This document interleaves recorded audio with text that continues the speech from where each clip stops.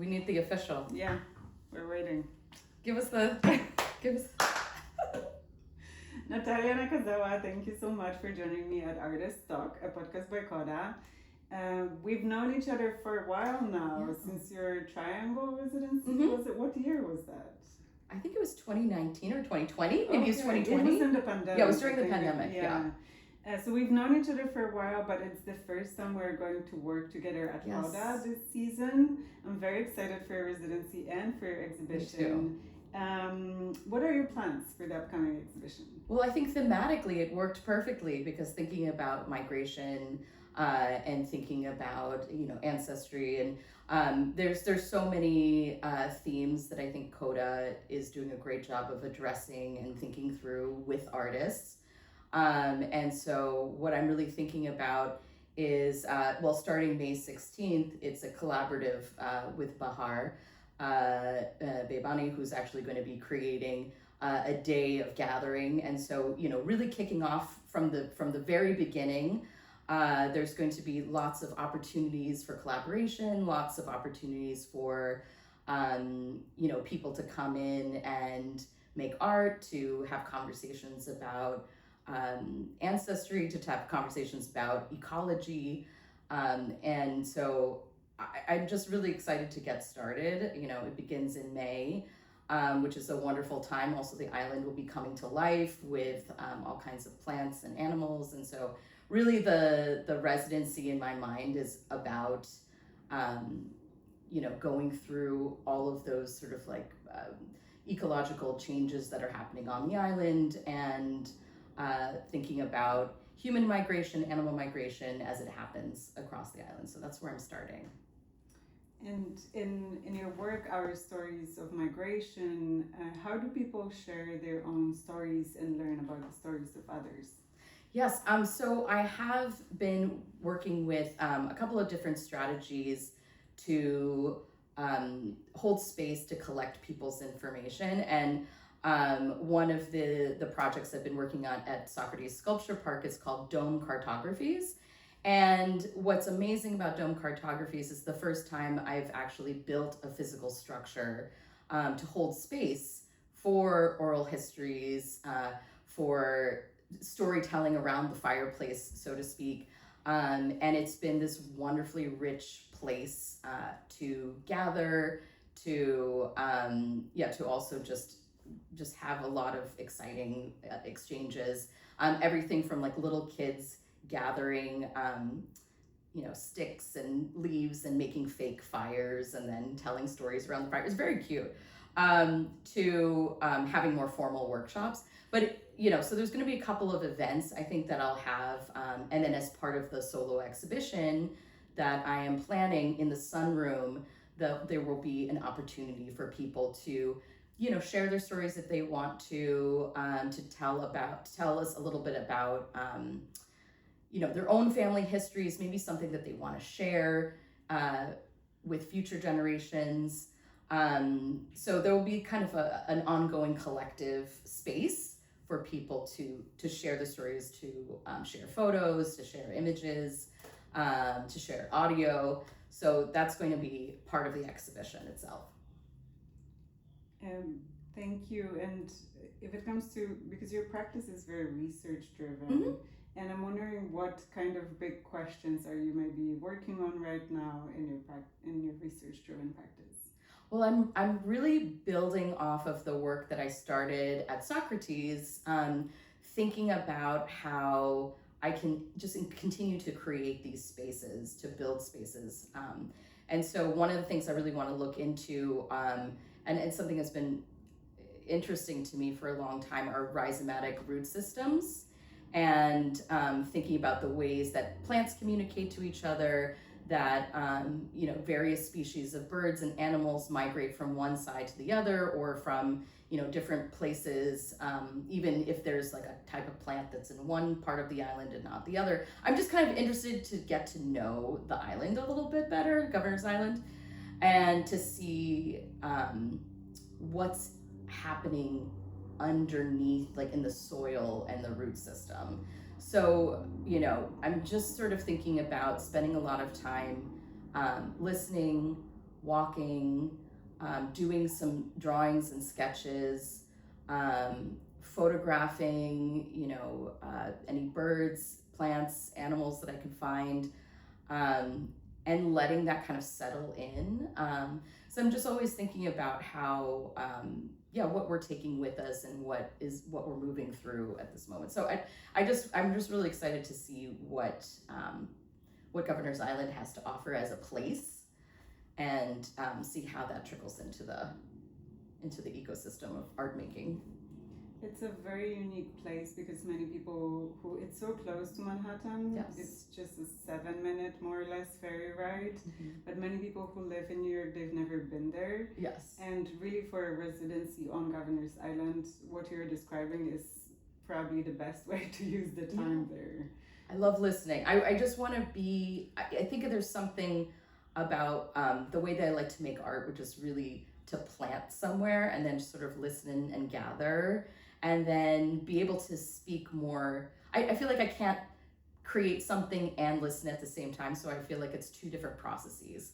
Like one is like a listening and gathering, and the other process is then synthesizing those into works that make sense. Yeah. And how does that work with participation? Because that probably is the same thing, that you either listen and gather or kind of process.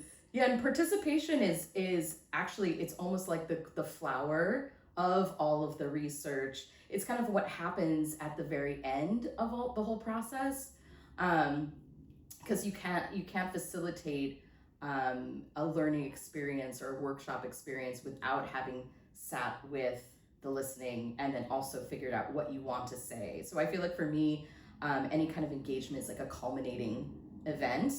And it's a way to bring these different thought processes together at the same time. Is the aim usually different? Does it differ much from engagement to engagement? I think it's generative. It's very, very generative. So it's a great, collective moments are a great time to make drawings together, make imagery together, and then from that, again, it can be processed yet again. It's kind of like one major step in the ecosystem. Yeah. So I'm wondering about the story and the meaning behind your jacquard pieces. Oh, yeah. You mean in all of them, or? Yeah, all of them. Maybe how you started and how that evolved. I started really as a painter, and I was painting tiny dots of paint that mimicked fabric. And so I was painting fabric for a really long time. And then at some point I realized I don't want to mimic fabric. I want to make fabric, and I want to, create these woven textiles.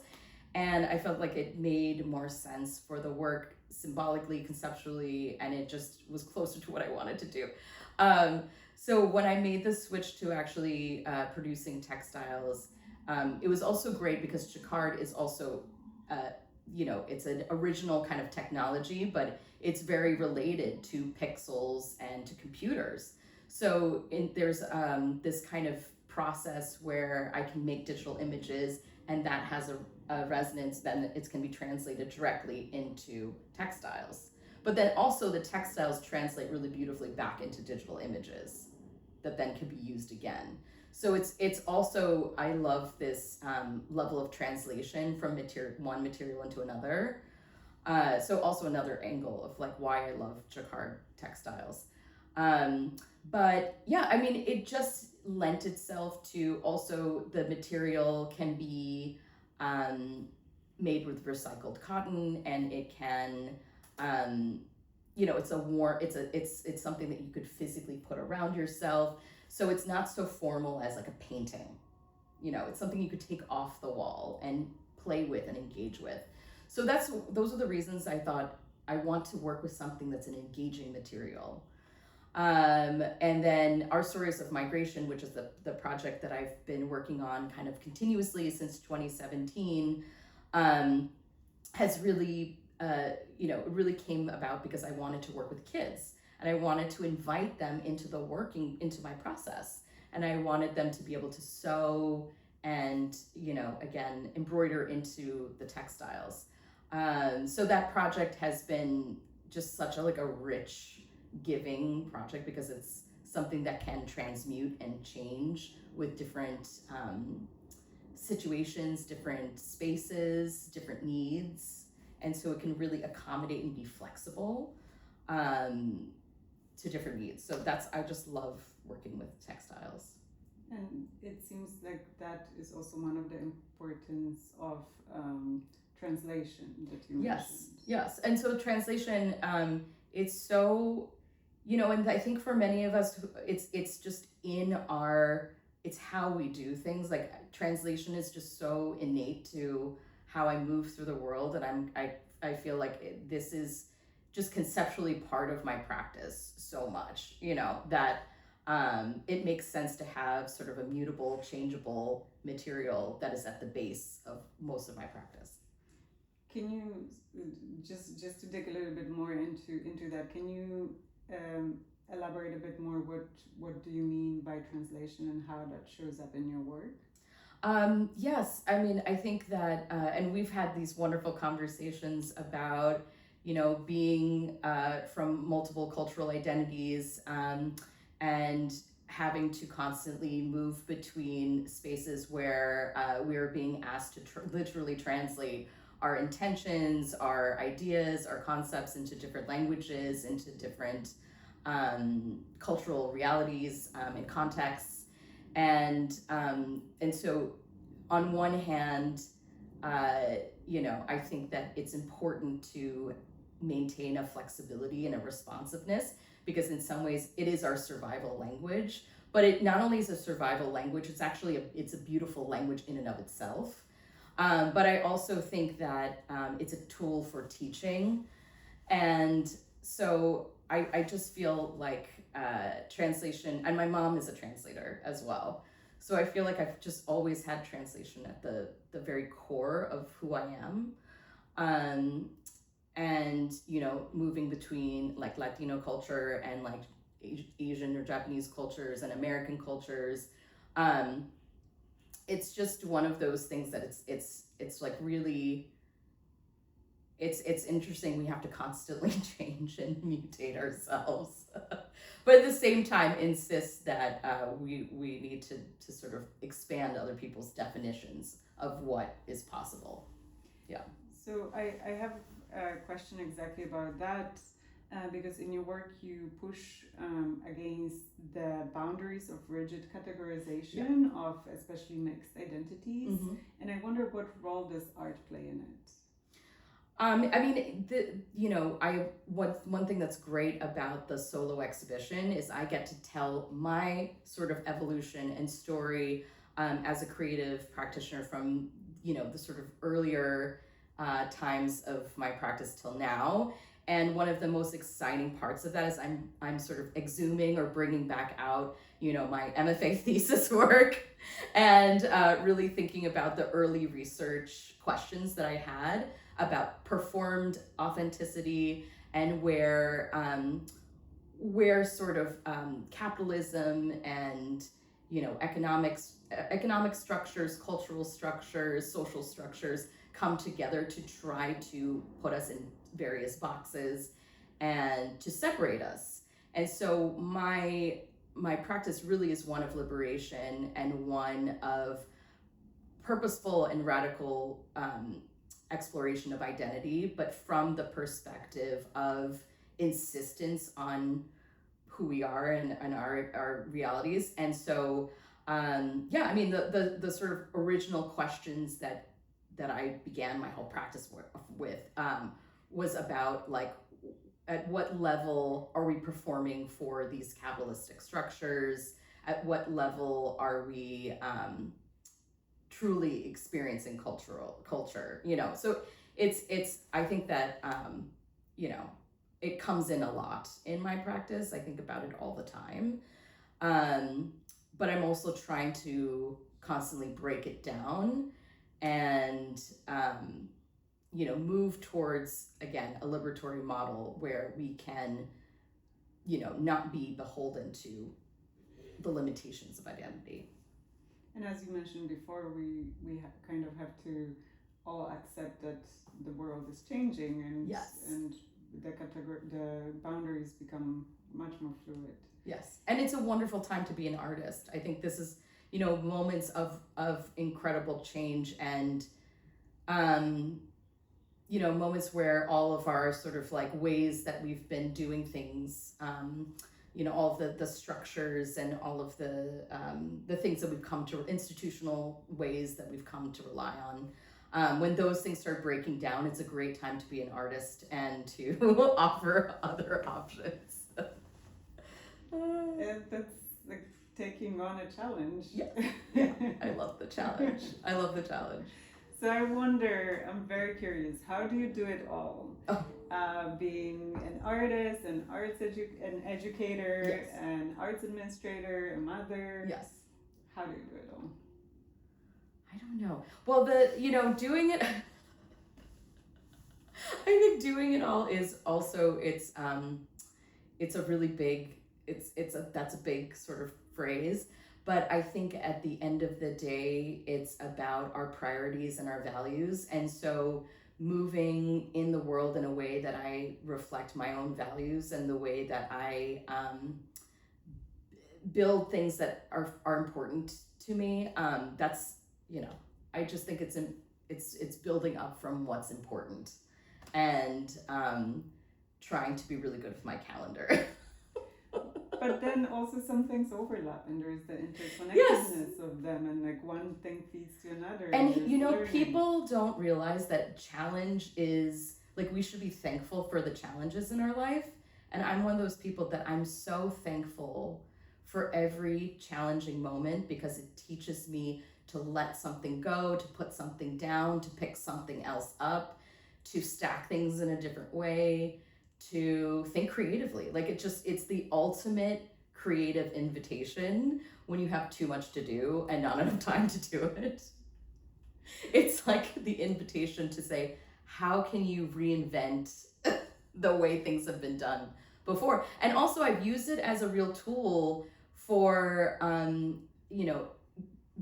bringing people together and saying, hey, we all need to go out and ask the art world to be different. Like we all need to advocate for ourselves differently. And I feel like I do that all the time with various identities, whether it's being an artist parent, being a mixed race person, being, an educator. I'm constantly trying to say, just showing up isn't enough. Like we need to actually continuously push and ask for more and ask for us to be seen more properly in a proper way, and ask for resources to be, better and, every day. So it's just really about, it's not an individual sport either. It's very much like a group effort all the time. And art does or can and does ignite change in many ways. So it's fascinating to hear you talk about it this way. Art is change, and that is the most important thing, I think, for all of us to recognize, is that we're not in a vacuum. We're with each other, and every second and every moment that we're with each other, doing something new, challenging each other, we're making change every second of the day. And it is one of those things where, when I look back at even the art world that I entered 10 years ago when I had my first child, and thinking about the art world now, 10 years later, all of my friends, we've all been out here doing things and making changes. And I think that the art world, for those people entering it now with children and with families, are finding it a different place. And so that's hopeful.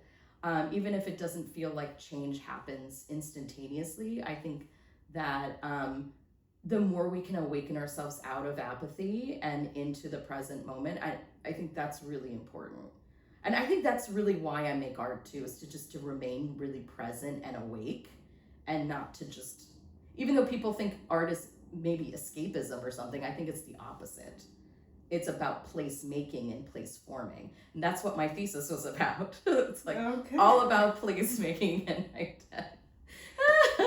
So it's so funny. Anyway, I'm excited to share it as part of the solo show. It will be fun. Great. I've been learning a bit about placemaking and kind of some principles of it. So I'm super curious about your thesis, and your exhibition is opening very soon, July 11th, 2026, and on Governor's Island at KODA House.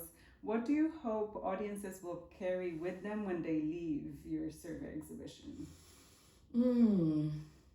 Well, I hope that they have like a really, I mean, the work itself is very rich. It's very textured. There's a lot of colors and patterns. And so I do hope that it's also something that they can carry with them imagery wise. I hope that it stays with them.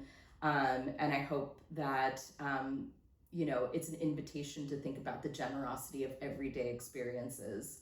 And that they'll sort of open their mind to education and collaboration as an essential part of art, like that it's equally important as an art making process as anything else, as just a single person painting in a room.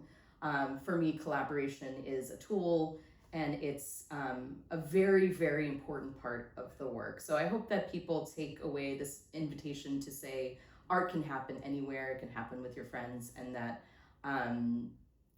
that every conversation that you have is important.